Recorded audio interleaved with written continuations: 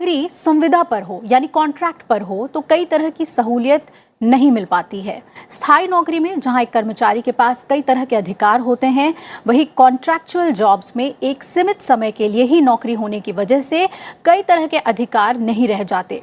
ठेके पर काम करने वाले मजदूरों और कर्मचारियों के अधिकारों के संरक्षण को लेकर सरकार गंभीर है। संसद में बिल पेश किया गया था जो स्टैंडिंग कमेटी के पास भेज दिया गया था। स्टैंडिंग कमेटी ने अपनी रिपोर्ट दी है जिसके बाद नए कानून के बनने का रास्ता भी साफ हो जाएगा। लेकिन जो अभी तक कानून जारी है कॉन्ट्रैक्चुअल जॉब्स को लेकर हमारे लेबर लॉज में, उसके बारे में आज हम विस्तार से बात करेंगे और इसके लिए हमारे साथ स्टूडियो में एक्सपर्ट्स मौजूद हैं। हमारे साथ रामबीर दलाल हैं जो पूर्व क्षेत्रीय पीएफ कमिश्नर हैं। बहुत बहुत स्वागत है आपका रामबीर जी। संजय के चड्ढा है हमारे साथ, वरिष्ठ अधिवक्ता सुप्रीम कोर्ट के। किस तरह के डिस्प्यूट्स आते हैं लेबर लॉ रिलेटेड, ये हम उनसे समझेंगे। और अनीश कुमार गुप्ता हैं हमारे साथ जो अपर महाधिवक्ता हैं सुप्रीम कोर्ट से। अनीश जी, आपका भी बहुत बहुत स्वागत है। तो आइए सबसे पहले हम चर्चा की शुरुआत करें। रामबीर जी, सबसे पहले आपसे समझना चाहेंगे कि जहां कॉन्ट्रैक्ट की बात आती है, जो संविदा कर्मी हैं, देश में हम अलग अलग कोने में देखते हैं कई आंदोलन चलाया जाता है स्थायित्व के लिए या उनकी मांग को लेकर। किस तरह के डिस्प्यूट्स पैदा होते हैं और उनके अधिकारों को लेकर क्या बातें होती हैं? अभिलाषा जी, जो कर्मचारी हैं उनका एक बेसिक एस्पिरेशन, जैसे आपने कहा कि अपने काम को लेके स्थायित्व का है जी। क्योंकि जब एक स्थायित्व या परमानेंसी हम किसी वर्कर को दे देते हैं तो उसके बहुत सारे अधिकार उससे जुड़े होते हैं जी। उसमें उसकी ग्रेचुटी है, उसका बोनस है, उसका प्रोविडेंट फंड है, उसकी ईएसआई की फैसिलिटी है, वो और तमाम जो अलग अलग अधिकार उनको मिलते हैं वो मिल जाते हैं। लेकिन इसके साथ ही जो हमारे उद्योगपति हैं या जो हमारा बिजनेस वर्ल्ड है उसकी अपनी चुनौतियां हैं। उनके पास कभी काम ज़्यादा रहता है, कभी काम कम रहता है, और अब ग्लोबलाइजेशन के आने से ये टेंडेंसी और बढ़ रही है जी। तो उनको भी हमेशा ये पता नहीं होता कि हमें कितने कर्मचारियों की आवश्यकता आगे रहेगी। जी जी। इसलिए उनकी भी एंग्जाइटी है कि हम कितने वर्कर्स को परमानेंट रख सकते हैं। तो सरकार का ये प्रयास रहा है जी कि अगर उद्योग जगत कॉन्ट्रैक्ट पे कर्मचारियों को रखता है तब भी वो बुनियादी सुविधाएं जो किसी भी कर्मचारी को मिलनी चाहिए वो उनको मिल रही हैं या नहीं। तो इसके लिए हमने कॉन्ट्रैक्ट लेबर 1970 में एक अधिनियम बनाया था जी। उसके अलावा जो अलग अलग अधिनियम हैं, चाहे वो कर्मचारी भविष्य निधि अधिनियम है, ईपीएफ एक्ट है, या ईएसआई एक्ट है, या मिनिमम वेजेस हैं, उसमें भी अलग अलग प्रावधान हमने किए हुए हैं ताकि कॉन्ट्रैक्ट लेबर्स को भी वही सुविधाएं मिले जो परमानेंट वर्कर्स को मिली हुई। जी बिल्कुल। संजय जी, बहुत आमतौर पे कहा जाता है हायरिंग एंड फायरिंग, ये अगर आप परमानेंट नहीं हैं, आप कॉन्ट्रैक्ट पे हैं तो आप इसके लिए तैयार रहें। नौकरी जाने का डर जो है वो सबसे ज़्यादा कॉन्ट्रैक्ट में सताता है कि जैसे ही कॉन्ट्रैक्ट ख़त्म होगा वो रिन्यू होगा या नहीं होगा। तो इसको लेकर क्या डिस्प्यूट्स स्टैंड करते हैं कोर्ट में? बिल्कुल करते हैं। पूरी जो लेबर कोर्ट्स, बल्कि हर न्यायालय, हर जिले में लेबर कोर्ट्स हैं, वहाँ पे इस तरह के डिस्प्यूट्स आते हैं। संभवतः यही एक सबसे बड़ा फैक्टर होता है कि क्या मैं इतने दिनों से काम कर रहा हूँ, क्या होगा। पहली चीज, मुझे सुविधाएं जो हैं वो पूरी मिल रही हैं कि नहीं मिल रही हैं, वो किस प्रकार से, कौन कौन सी चीज़ों से मैं वंचित रह रहा हूँ। तो इसी ऑब्जेक्टिव के साथ कि जो एक कॉन्ट्रैक्ट लेबर है और जो नॉर्मल लेबर है उसमें जो असमानताएं हैं उनको दूर करने के उद्देश्य से आज से 50 साल, पूरे 50 साल पहले आज से शुरू हुआ था ये हमारा कॉन्ट्रैक्ट लेबर एक्ट बनाया गया था, जिसमें उद्देश्य उसके सिर्फ 2-3 थे। सबसे बड़ा एक तो कोई जो दोनों के बीच में समानताएं ना, समानता रहे, और जो कॉन्ट्रैक्ट लेबर है उनको भी गंभीरता से लिया जाए, उनको सुख सुविधाएं जो हैं वो दी जाएं, उन कई चीजों से जो वंचित रहते थे। देखिए, एक बहुत अच्छा बताया रामबीर जी ने बेस कि क्या बिजनेस में भी, बिजनेस वर्ल्ड में भी अनिश्चितताएं होती हैं, जी, जी। तो वो रखना नहीं चाहते, क्योंकि अगर रखेंगे तो उनको पीएफ, ईएसआईसी, ये वो तमाम चीजें, इतने बड़े 140 से ज्यादा एक्ट्स हैं जो प्रोटेक्ट करते हैं। हम एक वेलफेयर स्टेट है, हमें ये भूलना नहीं है। और ये वेलफेयर स्टेट में जो श्रमिक वर्ग है, संगठित और असंगठित, अगर हम दोनों मिला लें तो एक बहुत बड़ा वर्ग हो जाता है। लोग हैं जो इससे गवर्न होते हैं। जी। तो उन एक्ट्स में जो असंगठित बेचारे आते थे, जो कॉन्ट्रैक्ट लेबर, थोड़े दिन के लिए काम करवाए और चले गए, या तो एक तो ये कारण था। दूसरा, जो मैं ये बड़ी गंभीरता से और जिम्मेवारी से बता रहा हूं आपको, कि आप ये समझिए कि जो उद्योगपति होते थे वो भी नहीं रखना चाहते, क्योंकि कॉन्ट्रैक्ट लेबर में अपना कुछ दिन करवाया काम, या जैसे भी कुछ दिन नहीं भी 3-3 साल 4-4 साल भी काम उन्हीं लोगों से। अब देख लीजिए आप, आज के परिप्रेक्ष्य में अगर हम देखें, हाउसकीपिंग का स्टाफ, आपके सिक्योरिटी का स्टाफ, तमाम जो स्टाफ्स हैं, इन तमाम लोग ये कॉन्ट्रैक्टर से ही लिए जाते हैं। इस परिप्रेक्ष्य में ये एक्ट बहुत बहुत अहम है, क्योंकि इस एक्ट के माध्यम से ही अगर 20 से ज्यादा इस तरह के एम्प्लॉइज एक संस्था रखती है, तो उसको एक लाइसेंस की आवश्यकता है। उस लाइसेंस को प्राप्त करने के बाद उस संस्था को गंभीरता से तमाम चीजें, एक प्रिंसिपल एम्प्लॉयर की रिस्पॉन्सिबिलिटी हो जाएगी इस संस्थान की। और जो व्यक्ति सप्लाई कर रहा है, कॉन्ट्रैक्टर जिसे हम कहेंगे, जो कॉन्ट्रैक्ट की लेबर को दे रहा है, वो भी उसको भी एक लाइसेंस लेना पड़ता है। वो भी बड़ी गंभीरता से उसको देखना है कि अगर महिला है, उनके बच्चे हैं, तो क्रच की व्यवस्था होनी चाहिए। अगर कई सारी चीजें हैं इसमें, कई व्यवस्थाएं हैं, जैसे कि अगर 100 से ज्यादा इस तरह के एम्प्लॉय हैं तो कैंटीन की व्यवस्था होनी चाहिए, फर्स्ट एड होना चाहिए, फ्रेश ड्रिंकिंग वाटर होना चाहिए। और इसके अलावा देखिए, जैसे शौचालय, स्वच्छ शौचालय होने चाहिए। तो ये सब प्रोवाइड करना प्रिंसिपल एम्प्लॉयर की रिस्पॉन्सिबिलिटी बन जाती है एक बार इस एक्ट के तहत, यानी कि 20 एम्प्लॉइज से ज्यादा अगर हैं इस एक्ट के तहत एक बार ये प्रावधान किए गए हैं। अनीश, जो बात अभी संजय जी कह रहे थे कि संगठित और असंगठित क्षेत्र मिलाकर ये एक बहुत बड़ा दायरा बन जाता है, तो किस तरह की स्थिति है अगर हम एक सफाई कर्मचारी से लेकर एक सॉफ्टवेयर इंजीनियर तक की बात करें, अगर वो कॉन्ट्रैक्ट जॉब में हैं, तो स्थितियां किस तरह से हैं? स्थितियाँ कॉन्ट्रैक्ट जॉब में तो जैसा कॉन्ट्रैक्ट स्पेसिफिक एक्ट के लिए होता है बेसिकली, कि हमने जैसे कोई बिल्डिंग बनानी है, तो बिल्डिंग बनाया, बिल्डिंग बनने के बाद कॉन्ट्रैक्ट ख़त्म हो जाता है। उसके बाद ना तो एम्प्लॉयर के पास कोई काम होता है, ना एम्प्लॉयज़ के लिए कोई काम रह जाता है। तो इस स्थिति, इस टाइप के जो काम होते हैं, उन सब के लिए एक कानून में ये व्यवस्था की है कि भाई एम्प्लॉयर जो है वो परमानेंट लेबर की जगह कॉन्ट्रैक्ट लेबर को हायर कर सके स्पेसिफिक जॉब्स के लिए। जी। बेसिक पर्पज वो है। और उसके बाद फिर जब परमानेंट एम्प्लॉयज़ की रिक्वायरमेंट, जैसे रामवीर जी ने बताया कि एम्प्लॉयर की भी अपनी बाध्यताएं होती हैं, उनकी बाध्यताओं के हिसाब से उनको कितने एम्प्लॉयज़ को अफोर्ड कर सकते हैं परमानेंट बेसिस पे, और किनको जॉब बेसिस पे कर सकते हैं, उस हिसाब से करते हैं। और जैसा संजय जी ने बड़े डिटेल में बताया है कि 20 से अधिक अगर एम्प्लॉय हम किसी भी साल में करते हैं, उनको एम्प्लॉय कर रहे हैं, तो हमको इसमें लाइसेंस लेना पड़ेगा कॉन्ट्रैक्ट बेसिस पे अगर करते हैं।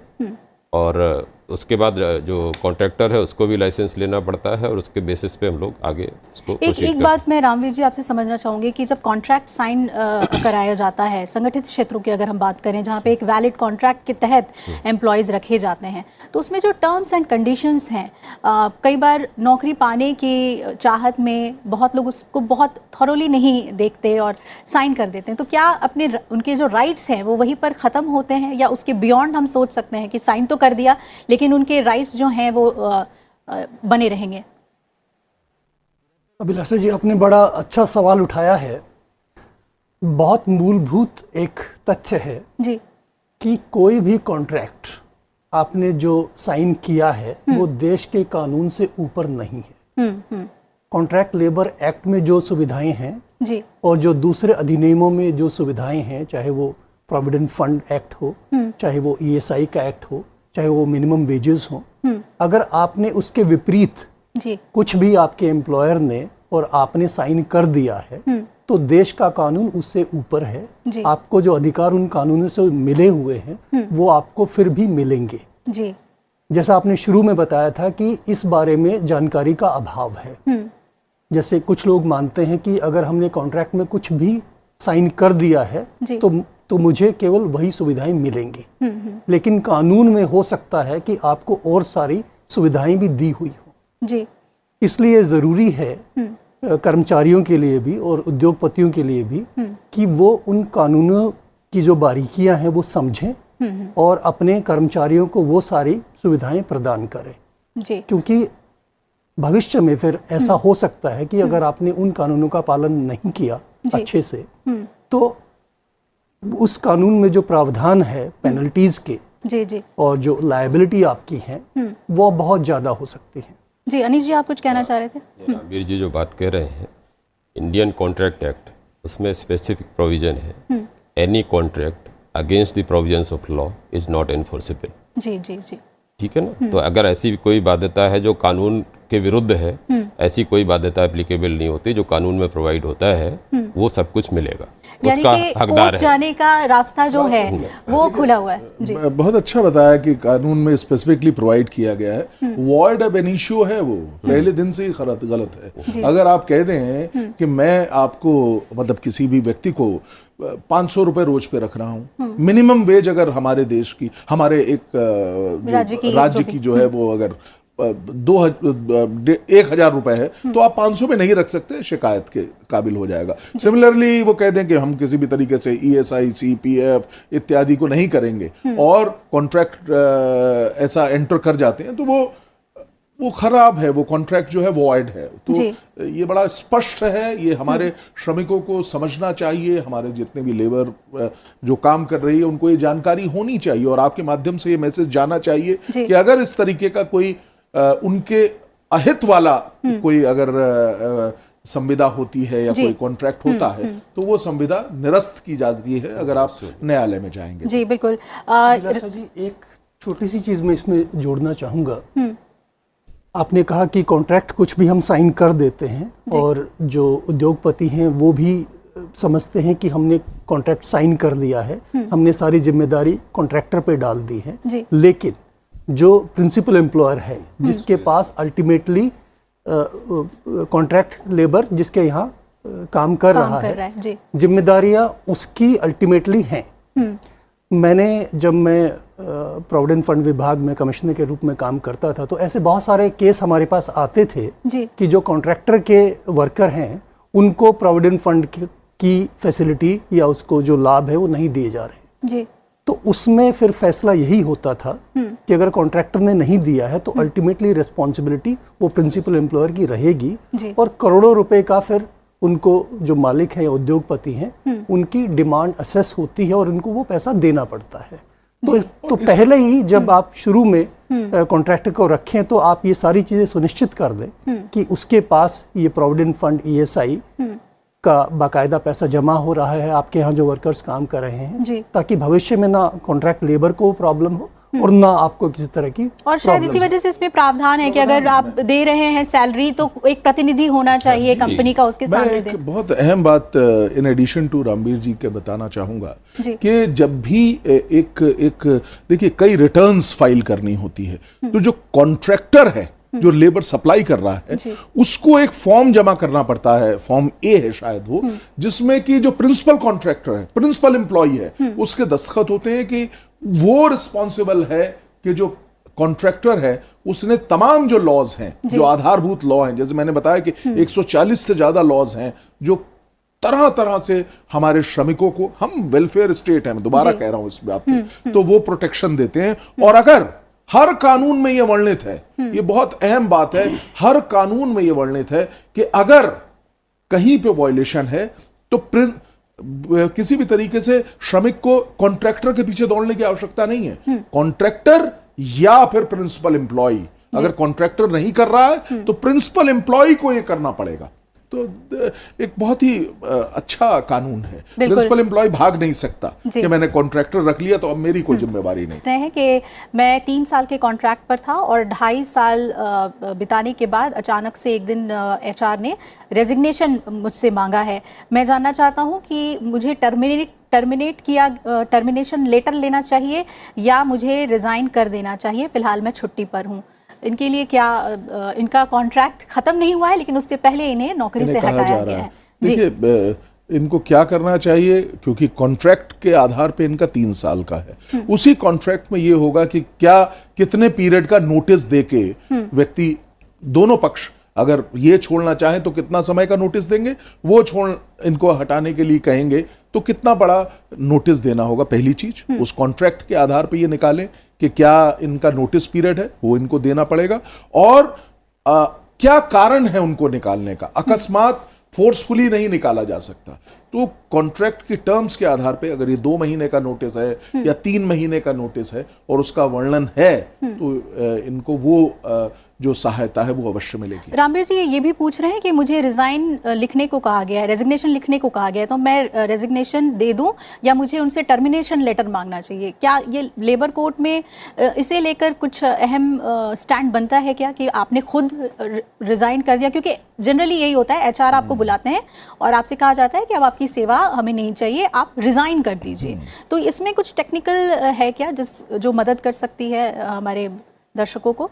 देखिए, संजय जी ने जैसा बताया कि ये निर्भर उस पे करेगा कि आपका जो कॉन्ट्रैक्ट है वो किस तरह का है और किस तरह का आपका जो नेचर ऑफ ड्यूटीज़ हैं जी।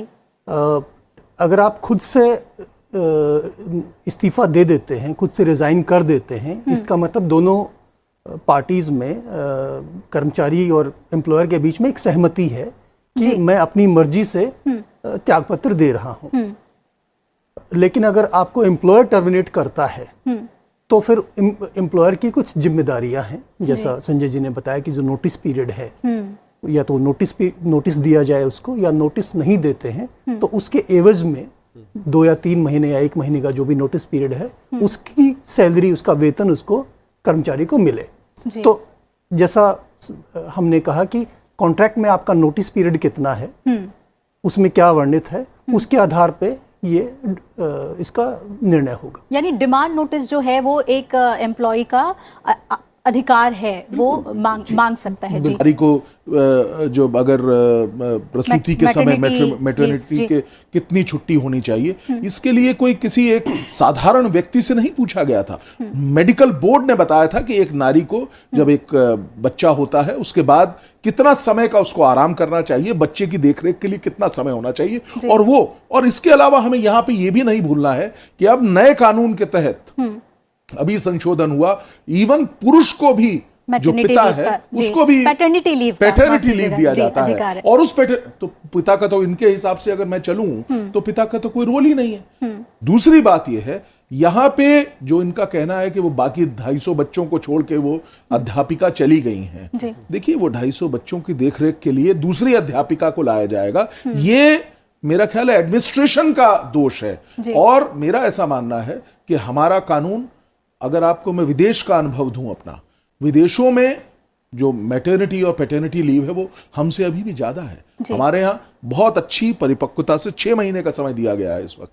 तो मेरा ख्याल है कि ये अपनी सोच है, और ये एडमिनिस्ट्रेशन का प्रश्न है कि अगर एक एम्प्लॉय मिसिंग है तो उसकी जगह कौन सा एम्प्लॉय आएगा। इससे उस एम्प्लॉय का, अगर मैं बीमार हूं और मैं नहीं आ सकता हूं तो मेरी जगह कोई और काम करेगा और काम को हल निकाला जाएगा। जो कॉन्ट्रैक्ट लेबर की अवस्था है हमारे देश में, तो जैसे हमने शुरू में कहा कि कॉन्ट्रैक्ट लेबर और परमानेंट लेबर, ये हो सकता है कि जो उद्योग की ज़रूरतें हैं उसकी वजह से हम इसको क्लासिफाई करें, लेकिन एक बात हमें समझनी पड़ेगी कि जो भी मूलभूत अधिकार हैं या जो ज़रूरतें हैं किसी भी कर्मचारी की, वो चाहे वो परमानेंट हो चाहे कॉन्ट्रैक्ट हो, कॉन्ट्रैक्ट पे हो, सबकी समान है। जैसे उसको सप्ताह में छुट्टी मिलनी चाहिए, तो परमानेंट वर्कर को जो मिलनी चाहिए वो कॉन्ट्रैक्ट वर्कर को भी मिलनी चाहिए।